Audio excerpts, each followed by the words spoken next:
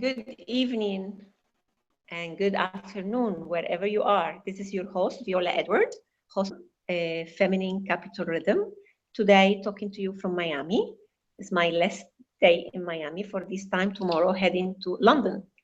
And here I am with my godson, Marco Taylhardat.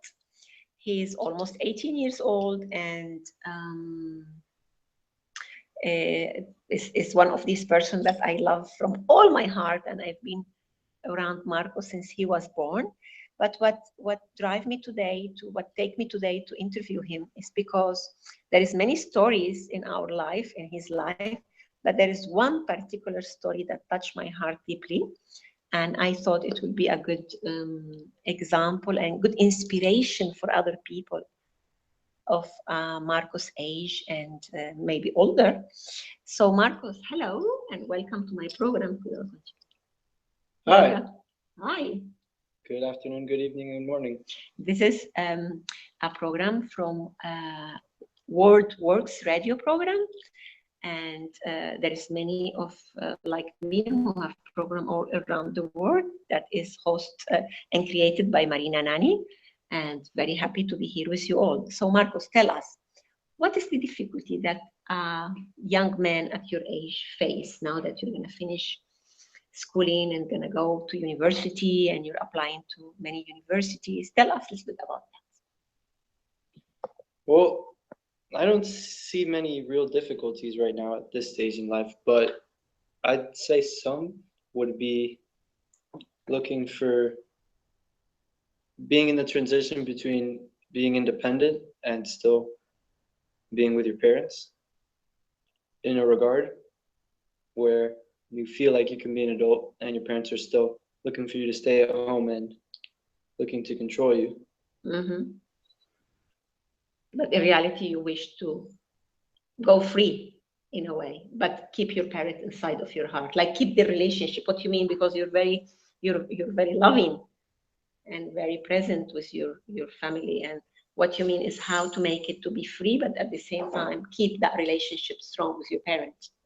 Mm-hmm. Is what you mean? Yes. So you help your parents to learn how to stop controlling their children when they are over a certain age. Is what you mean? Partly, yes. That's a good challenge for parents, we know. So what this young man is telling us, I would love to keep my connection, my love, my relationship with my parents, and at the same time fly free and start my life and go maybe to another city. This is what you're looking for? Mm-hmm. Yeah? Ideally, yes. yes. And what you're going to study? Probably economics. That. I don't know, it's something that's always interested me. Yeah. And I remember when you were kids, you had many other interesting stuff to study, but I guess you will do anyway. Seems so. What about your sport life? How's that going? I'm doing many things right now. Yeah. Between windsurfing, some mountain biking, and taekwondo. Mm-hmm. You enjoy sport? Mm-hmm. Yeah. Mommy? A lot. A lot. Why is that? The ocean, Mm-hmm. mostly. Yeah. Used for fishing, scuba diving. Yeah. A lot of fun things. So there is a story about you I heard touch my heart, and I remember I was so proud and crying and looking. What's that story about Nicaragua and planting all these trees? Can you tell us about that? Well, this summer I organized a sort of mission trip. Yes. With 9 other students. Yes. From my school, where we garnered around $2,000 through crowdfunding websites on the internet. Yeah. To bring us to Nicaragua in the Bosawas rainforest. Yeah. Which was a heavily deforested area. Yeah. And I teamed up with some family friends in Nicaragua so that we could help them in their farm where they were trying to reforestate yes. the local forest. And we planted over 270 trees. Wow. In that 1 week that we stayed there. So there were 10 of you? Mm-hmm. All same age, more or less? Practically. Yes. So how many hours did you do that job? Every day for a week? 6, 8, 10 hours? Around there, yeah. Yeah, planting trees. Planting trees and helping with trail maintenance and other stuff that we needed to do around the jungle. So how did you get this inspiration? What touched you? What inspired you to do that?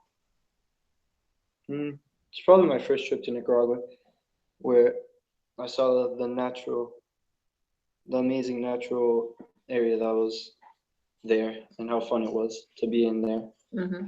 And I thought it would be cool to come with my friends and help out. So it just come to you, and then you came back and organized all these things and create the money and went there. Mm-hmm. So you see, he's going to study economic just to study something. He's already an economic. He's already an entrepreneur. He's already having ideas and he knows how to make it happen. So I'm here with Marco to inspire you not to just stay passive around what's happening in the world. Doesn't happen how old you are. Doesn't happen what is your gender or where do you live. You always can make it. You just have to have the idea, have the inspiration, put some action out, talk about it, and then you will find a way how to make it happen. What was the most difficult thing in that project? Probably convincing all the parents of my friends to come into the middle of the Nicaraguan rainforest with me. Yeah, that was the hardest thing. Mm-hmm. But all of them came. All of them came. And you were leading the project? Mm-hmm. How did you feel as a leader of a project? I felt pretty good. Yeah, easy? Yeah. Yeah. Easy enough. Yeah. Did you have to direct them a lot, or you managed to delegate, or some of them you would delegate, some of them you would have to direct? How was the style of leadership you used? I'd say it was a mix between delegation and directing. That's a very good answer. I do business consultancy, and many managers cannot answer me that question because many people think that only one style, it's the good style. You see, he's young and he already knows that we need to have more than one style to be able to be good managers, because some people in some tasks need to be directed and some other people need to be delegated.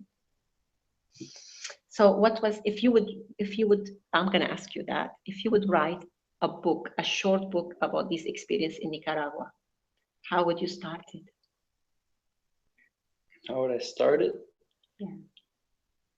I think I would start it with the last day, where I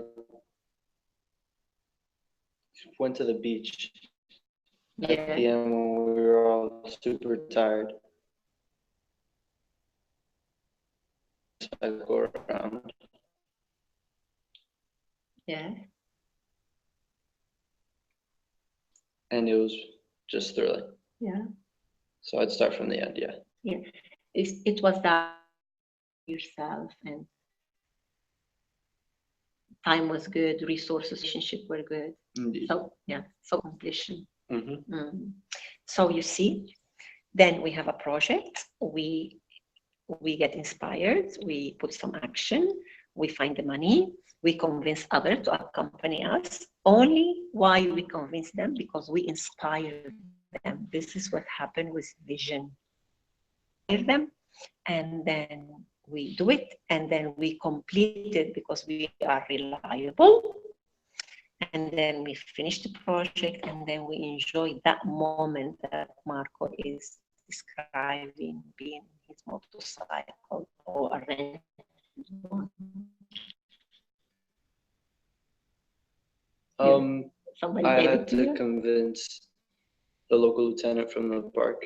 Really? And he landed. He lent him the motorcycle, and then he's gonna start that book. Hopefully, we'll convince Marco to write that book, and hopefully that book can be competing again with all the other books we're gonna have. But I want to thank you for all. I was telling you that because when I asked you to come and do this interview, have any idea was